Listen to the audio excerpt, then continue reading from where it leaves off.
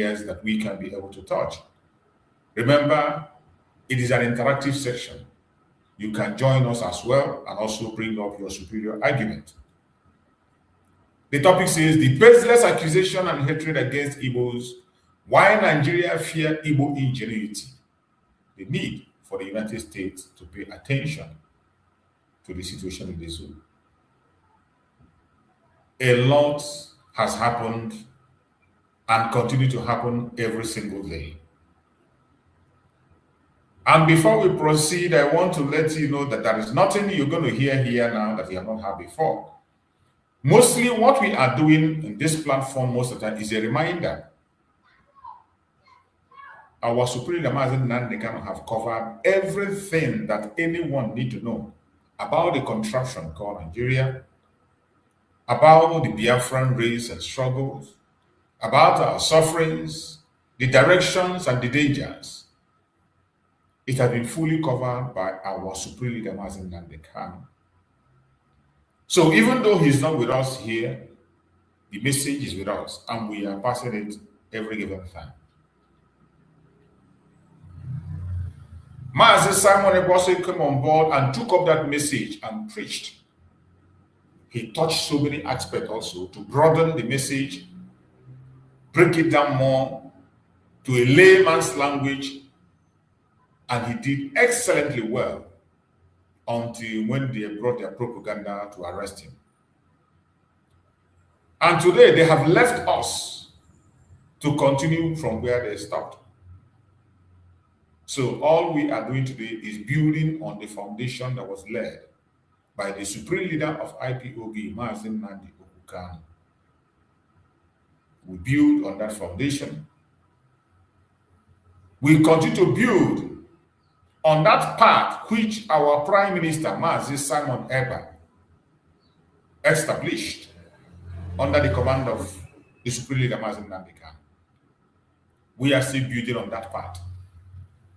And we will continue to do that until they join us very, very soon. I know that many people are disappointed. I know many people who were in this struggle with us, who were fighting together, speaking together, exchanging views, making plans and attending programs together. So many of them, today, they are nowhere to be found. Some of them are not alive.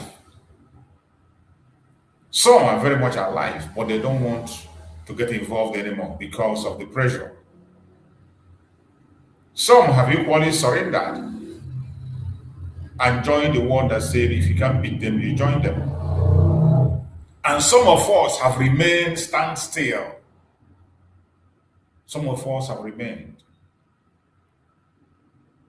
Even though the attack have increased, the challenges have increased, the abuse and insult have increased, we remain standstill, we remain there, and we are going forward. And it doesn't matter what happens tomorrow. Even if some of us drop tomorrow, the journey of Biafra will continue. It is a relay. I say it is a relay. In this very journey, if you are tired or you feel you cannot face the pressure, there is nothing wrong in hanging your boot and allow others to proceed. At any point in time, when you feel that you are exhausted, you do not have the energy or the strength to face the enemy anymore, because I bet you the attack is heavy. Sometimes, if you are not called, you'll be discouraged. It takes a lot of gut for you to preach Biafra for years. Forget about people who just come here yesterday and the day before yesterday. We will understand that you are serious. When we see you begin to count years, then you join some of us that are counting decades, then we understand that you have arrived and you know what you're looking for. This is not an easy battle. It is a battle that is going to take away friends from you, a battle that is going to take away family from you, a battle that is going to take away opportunity from you. This is a battle that is going to take away joy from you. So as you engage in this battle, sincerely from the bottom of your heart, you must prepare yourself for the dangers ahead. Freedom, to get freedom is not a child's play.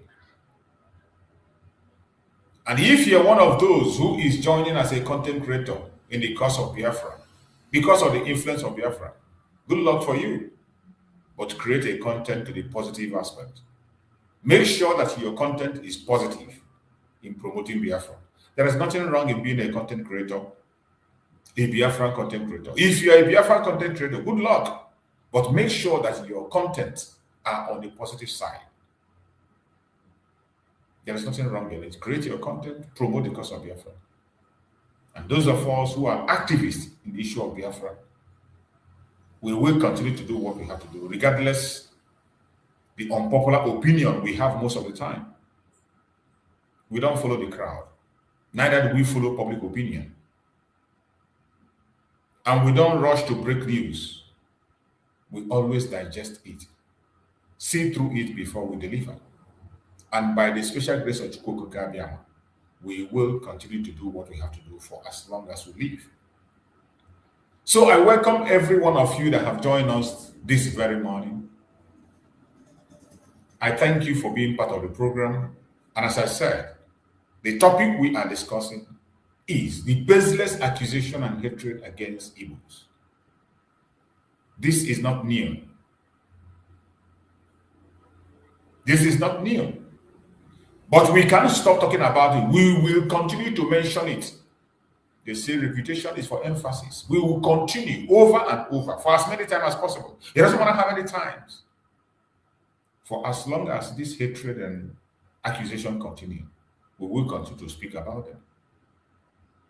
Because when you keep silent, the version of the enemy we believe, we need to tell our own story. Why Nigeria fear Igbo ingenuity? The Zoological Republic is afraid of Igbo ingenuity. The hatred you see today is not because we did anything. It's not because we did anything wrong to anybody. But they are afraid of our ingenuity. They are afraid of our goodwill, our strength, our blessings, the fact that we refuse to stay down, and the need for the United States of America at this point in time to pay attention to the Biafran cause. You cannot find a solution to Nigeria without paying attention to Biafra. It is impossible. You cannot find a solution to the situation in Nigeria today. You can't find peace in Nigeria without solving the Biafran issue.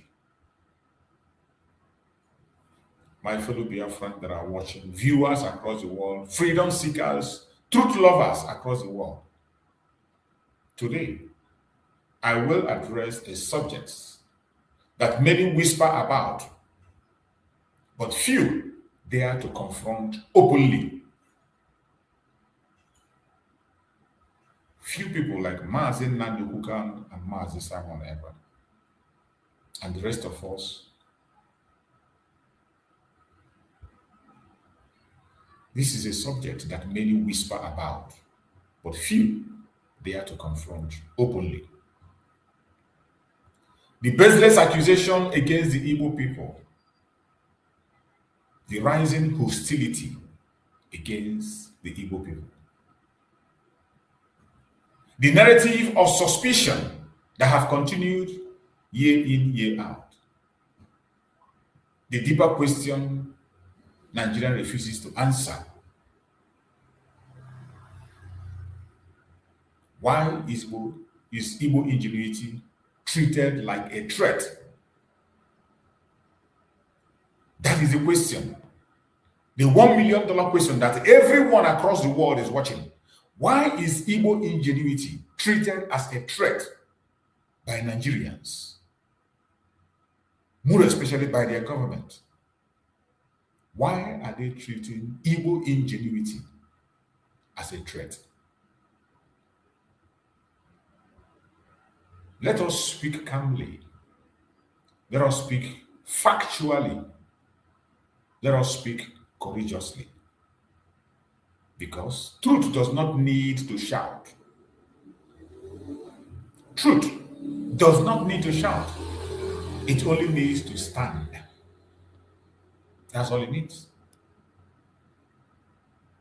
For decades, whenever Nigeria faces political instability, whenever insecurity rises, whenever economic tension increases, the finger often points east. Why is it so?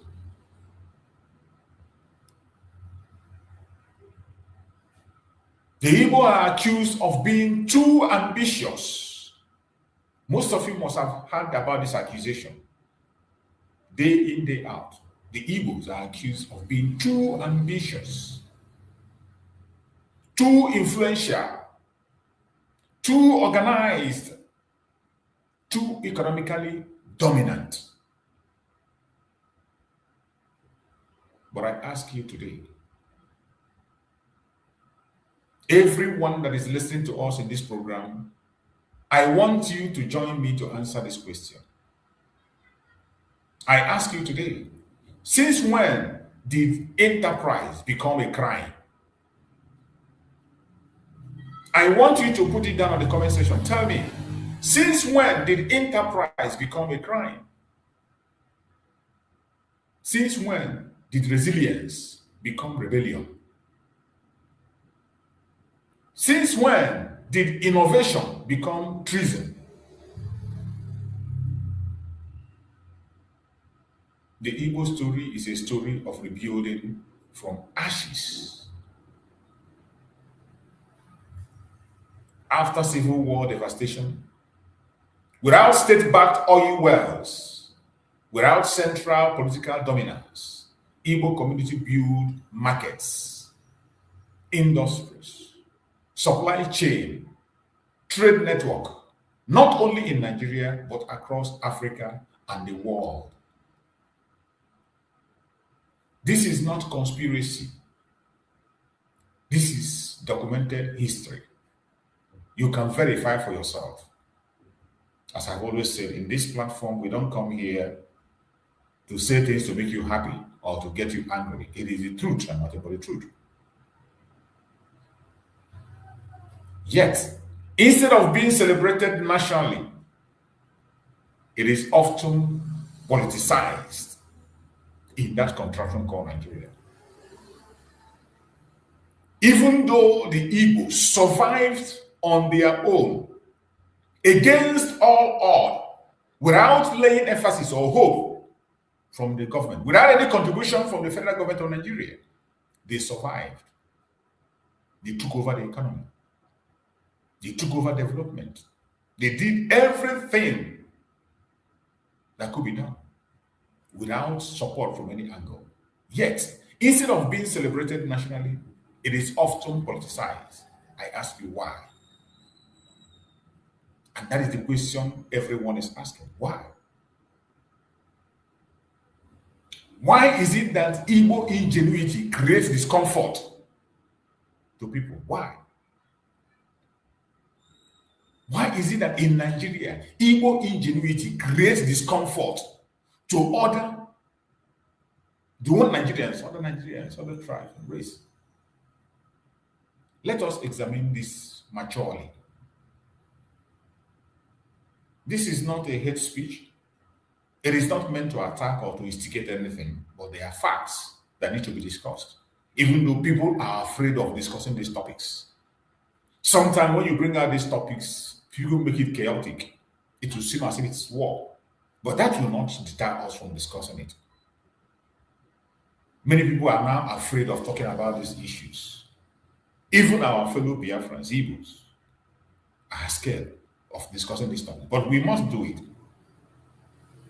Let us examine this maturely.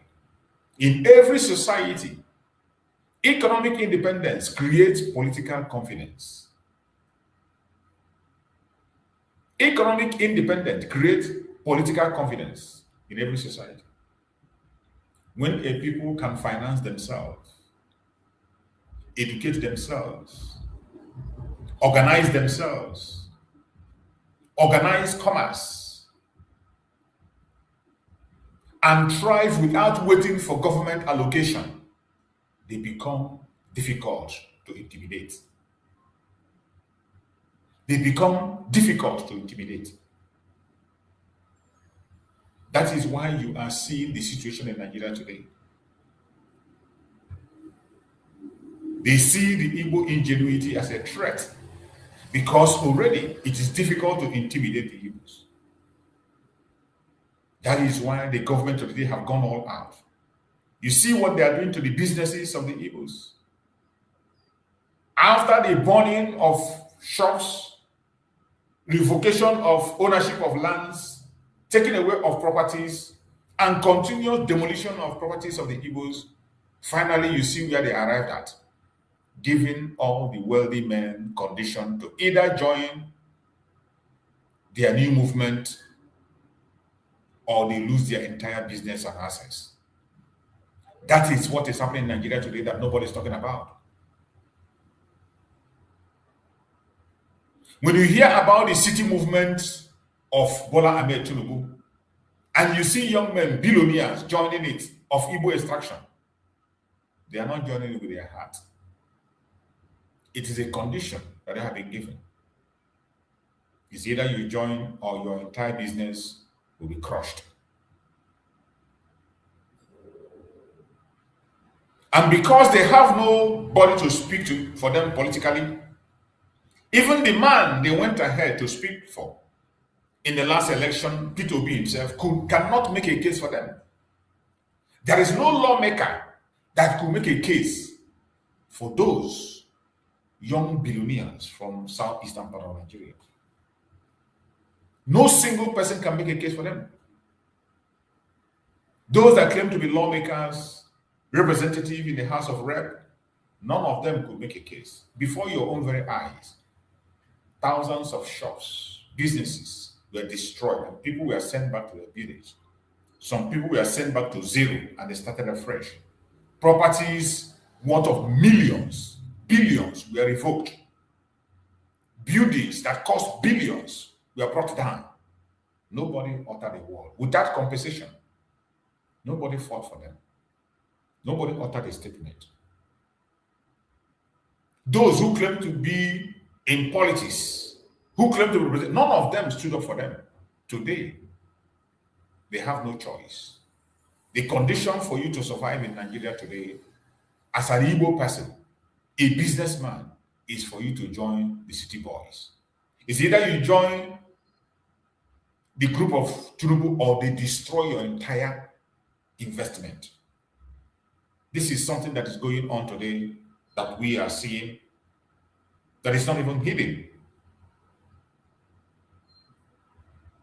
Today you see the city boy movement, you see young billionaires from Igbo land coming out, making donations, promoting it and doing it. It is not normal. It is not normal. Every single one of us know what the Igbos stand for. We do not promote failure. The Igbos do not promote failure, even if it is an Igbo man. When we see you as a failure, you will not get that support. The Igbos always choose the best among the available means. Go and check from history, in every election in Nigeria, they will choose the best among the people provided. Go and check. Every time the Southeast vote for the best among the people that provide. Unlike other people that is voting according to their tribe, according to their religion. But it's unfortunate we find ourselves in a very wrong place. And that is why we must get out of the zoological republic of Nigeria. When the people can finance themselves, educate themselves, organize commerce, and strive without waiting for government allocation, they become difficult to intimidate.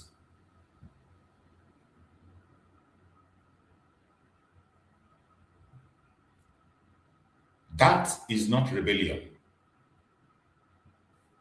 That is empowerment. The empowerment is what it is, but Nigerians see it as a rebellion.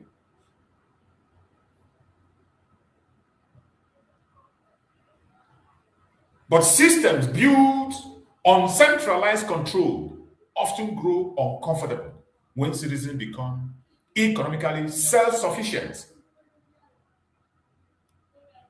Igbo enterprise operates through networks, apprenticeship system, communal capital reinvestment, decentralized trade expansion. It is one of the most studied indigenous economic model in Africa. But instead of national integration of this model, instead of Nigeria to embrace this model, it is frequently framed as dominance. Now, do you see why Nigeria would never move forward? Instead of national integration of this model that the whole world is talking about, this model that the whole world is preaching about, Igbo enterprise, which operate through network, apprenticeship system, communal capital investment, decentralized trade expansion, it is one of the most studied indigenous economic model in Africa. One of the most studied indigenous economic model in Africa. Not just in Africa. Internationally today, it's been studied. More especially the apprenticeship. But instead of the national integration of this model by the zoo, they see it as a threat. It is frequently framed as dominance. This is where fear begins. Not fear of violence, fear of independence. The fear of an Igbo man being an independent man who doesn't need anything from you. He doesn't need anything from the government. He can survive with or without the government. That independence is what fears the zoo. That is why they frame us, they accuse us, they abuse us, they say different kinds of things against the Igbo person. And you ask them, what crime have we committed? They can't mention anything. When a specific ethnic group is repeatedly associated with instability, when suspicion becomes normalized, when economic contribution is overshadowed by political labeling, it creates long-term instability. History has shown us globally.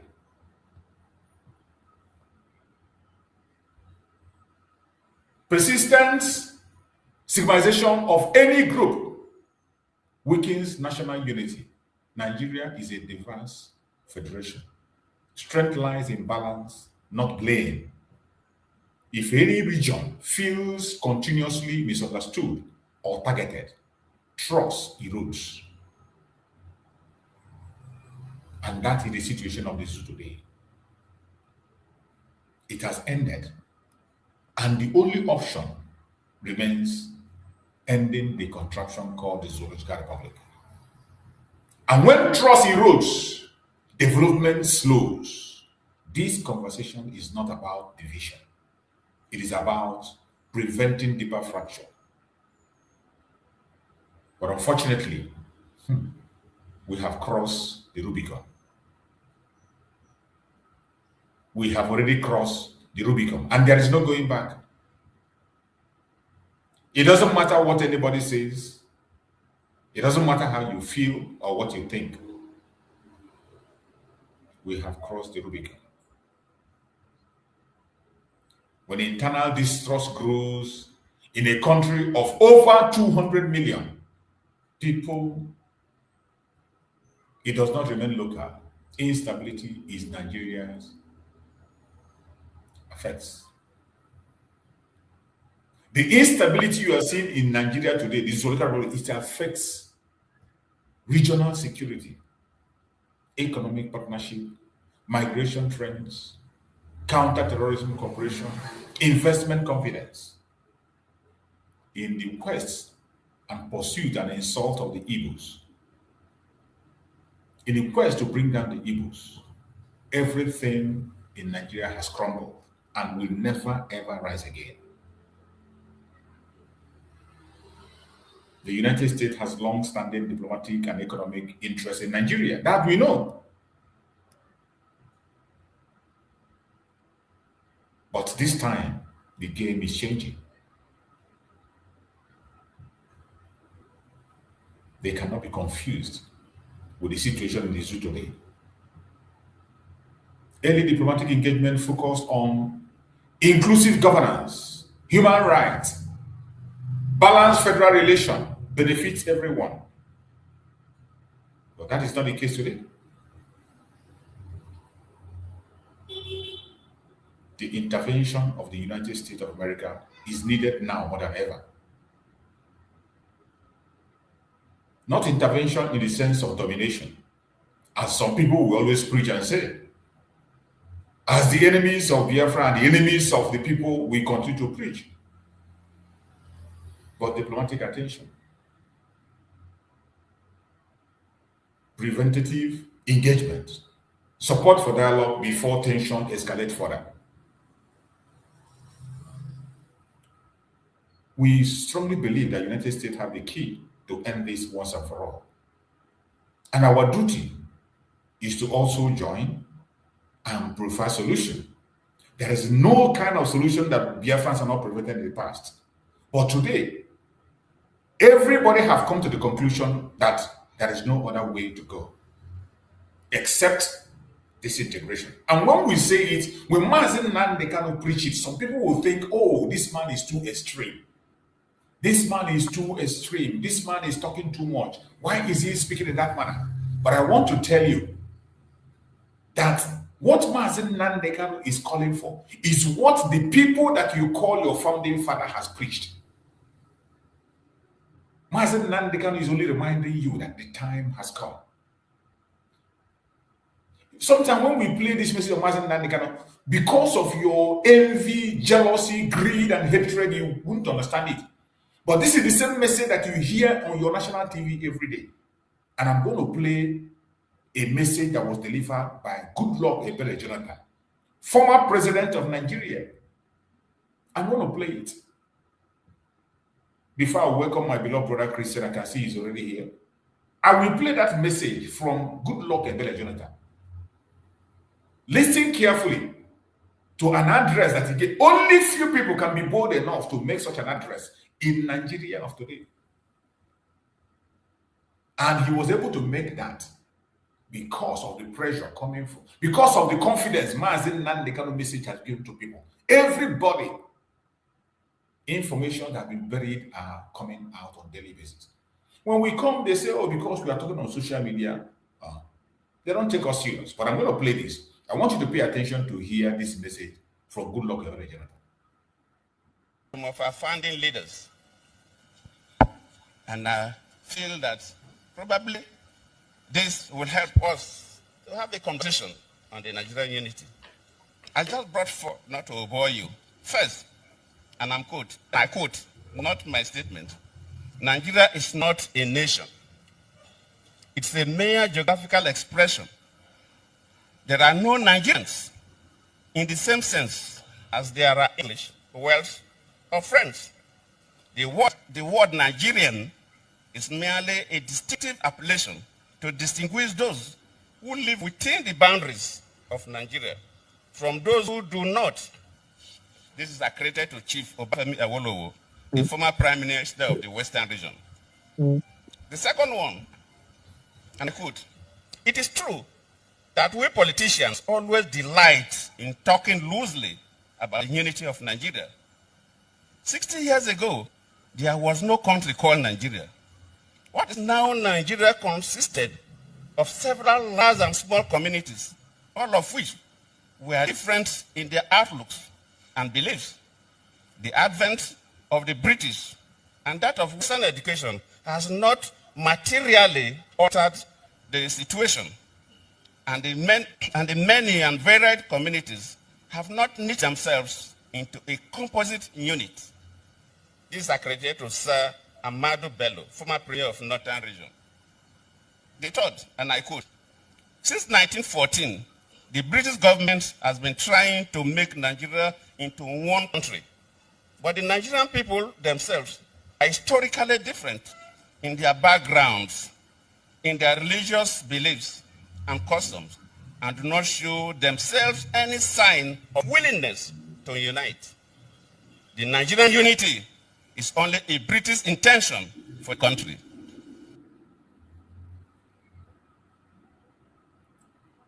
You have heard the message from Goodluck Jonathan. This was the former president of Nigeria. And when you hear him make this kind of statement in a speech, at this point in time, you will now begin to understand why he was forced out and taken out. Remember, he constituted the Constitutional Conference, which was thrown into the dustbin by the same caliphate, the Janjaweed.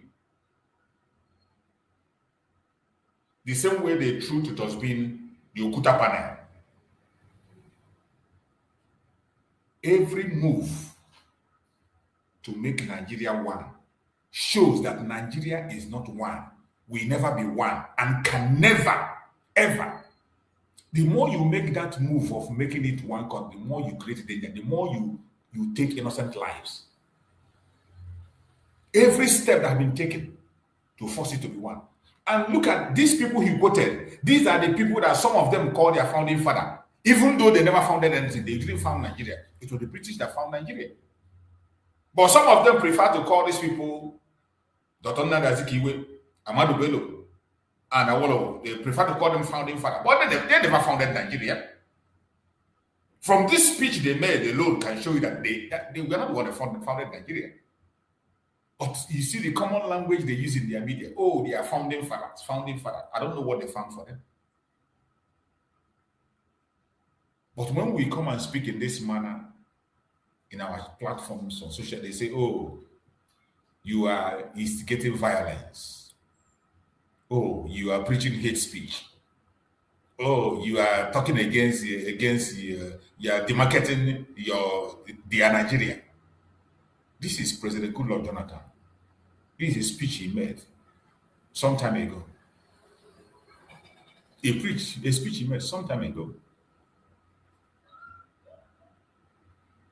And I want you to use your tongue and count your teeth. And I also want the international community, more especially the United States that is paying attention to this, find a solution. The United States are seeking a solution. This is a solution here being talked about by a former president, telling you what the people that some idiots call their founding father said, that Nigeria is not workable. They are not one people. The unity is not there and will never be there. Nigeria is not, Nigeria, as you see, is a British establishment that has nothing to do with the indigenous people in that contraction. I hope the international community, more especially the US, will pay attention to statements like this that is confirmed by former presidents, and so many of them confirmed it. Because when we say it, when I quote Mazen Naniga, they say Mazen Naniga will say it. Because of their hatred on us, they will not take it. But this is their former president saying it. The time is up. And there is no going back. If United States genuinely want to find a solution, the solution is there. All it requires is boldness to pronounce the word, and peace will return. You're welcome, my brother Christian. Thank you for joining, bro Christian. Morning, brother. Choose. Hello, my brother. Yeah, it is statement from Goodluck Jonathan. Yes, a couple of years ago, right? Yes. So if you watch the body language of people seated there, the criminal hopes or the mass, and you see the uncomfortable truths. Yes. Because they've all seen that Nigeria has become their milk and honey. So they will not want to hear anything like that. Let's just carry on. Let's just continue. Forget about what the Ahmadu Bello or Awolowo anybody said. Let's just, you see that, but that is human nature too, you know. And they had support. The British who also just supported them 100%. For them, it's all about keeping their empire, their business center going, regardless of how much of a genocidal maniac Nigeria has become. It's one of those things. It's one of those things. And you remember that it was on this basis too, because this statement was when he already left office. It was on that basis that he tried to put up that confab, so that there could be a redress, to the situation. But then the mistake he made was that he didn't. This statement was made after the confab. It's not even. This was. I know. No, that's not what I'm saying. Is that he made the statement after he left office, isn't it? Yes. Yeah, that's what I'm saying. So he knows that these were the problem. Yes. But when he was in the office, he also know that this was the problem. So, and as a result, he constituted the confab in a bid to solving the problem, because Nigeria is a serious problem that people who matters, they don't want to solve because of their safety interest. But it's the same problem that is going to consume them, if not for America that come now. But nonetheless, it's still going to consume them, because America coming, you cannot rule out the fact that they have their own agenda. It's normal. It's normal. Absolutely normal. But that out of two evil, you choose the lesser one.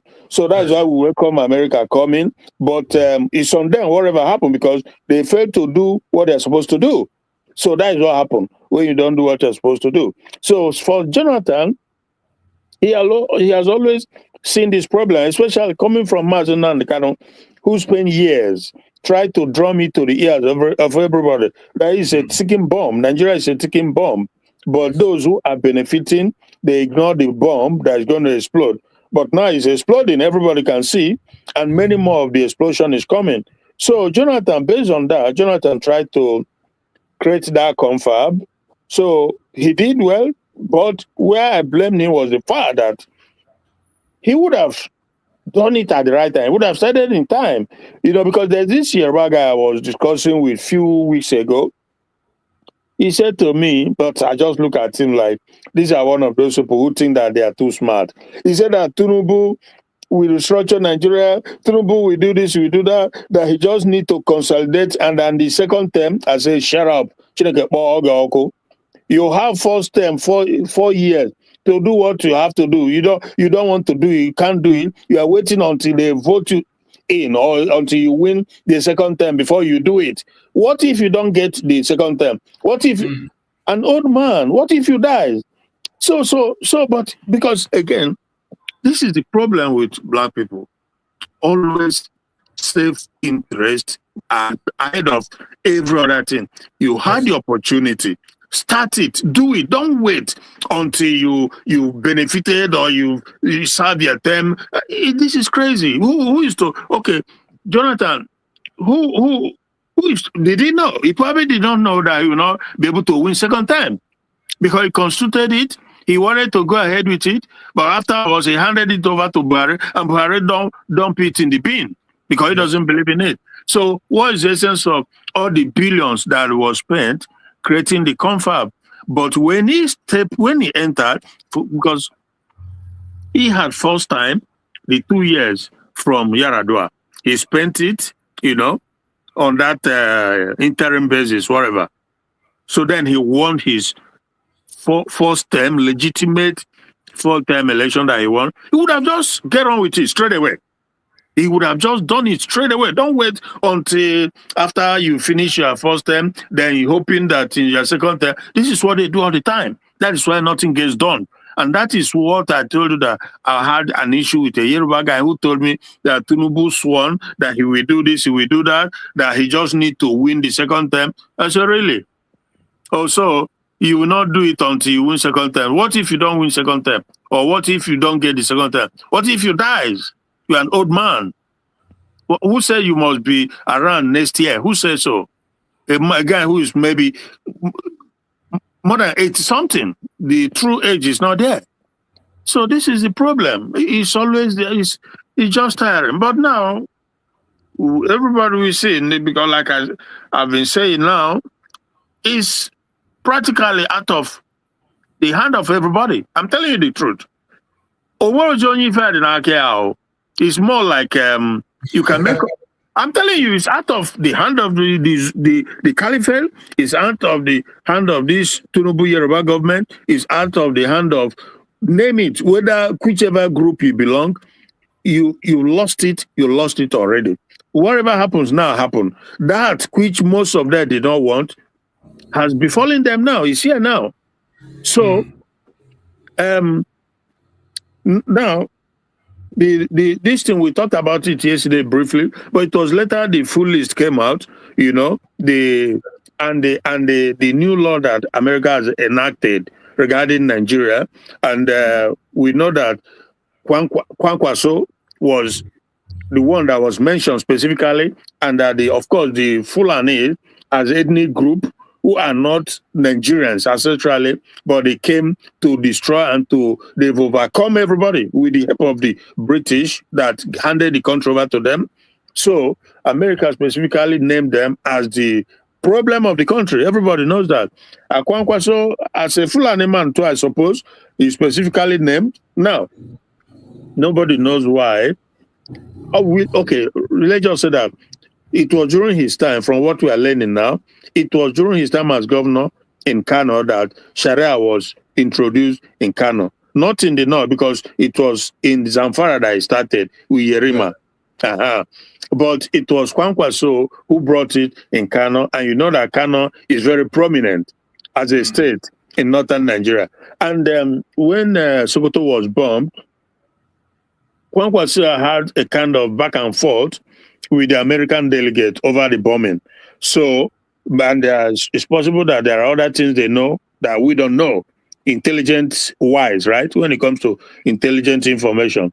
Now, but it's also true that there are those we know already with a proven record to be terrorist financiers and coordinators, like Matawale, but they were not mentioned. Maybe he's still coming, like El-Rufai, you know, who has been using terrorism to push his agenda while he was a governor, and even when he was out of office until this day, he has always been a terrorist, El-Rufai. And Nuru Ribadu too, who is working on the ground with the terrorists, you know, arming them, equipping them. Yet he's in the government, the same government of Tinubu. So, like I said, nobody knows exactly what is, you know, but something is coming, and it is basically out of the hand of even the Nigerian, so-called Nigerian government, because now it's out of just like you say, it's out of everybody. Nobody can have control of this. It's just in the hand of God now. Exactly. To straighten things the way it should be. Yeah. So whatever happens, happens. Yeah. So that notion of sovereignty is dead and buried now. Forget it. You've opened up the Pandaran boss. You've opened the door for them to come in, and there's nothing anybody can do about it now. So more 200 will be coming, and operation will start. In what form or shape, we don't know. But we'll be watching, and we'll be seeing how it continues. Because but all in all, I will say glory to God for that. Because without the Americans, nobody has any solution, no alternative.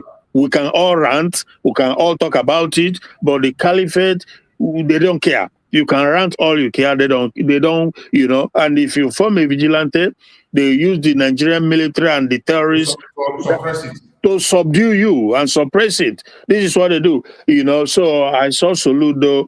I think I saw it late yesterday when he went to brief the drug lord, the criminal drug trafficker Tinubu, how he has succeeded in decimating and destroying 62 camps of criminality in the southeast or Anambra, so to speak, in Anambra, and that he has succeeded in completely destroying the sit-at-home movement. So more or less, he went with another guy. I'm trying to remember one other Igbo guy that they both went there, you know. So, and after the whole meeting, he came out to take questions from the members of the journalists. So, but no mention of Nnamdi Kanu. That is nothing, absolutely nothing. So, whether they say something behind the scene that I didn't, but we understand this whole thing. Their intention is to let people know that look, we can squash this thing, and in as long as Nnamdi Kanu is not willing or ready to drop the agitation, let him rot, let him stay there. You know, I know this is their position.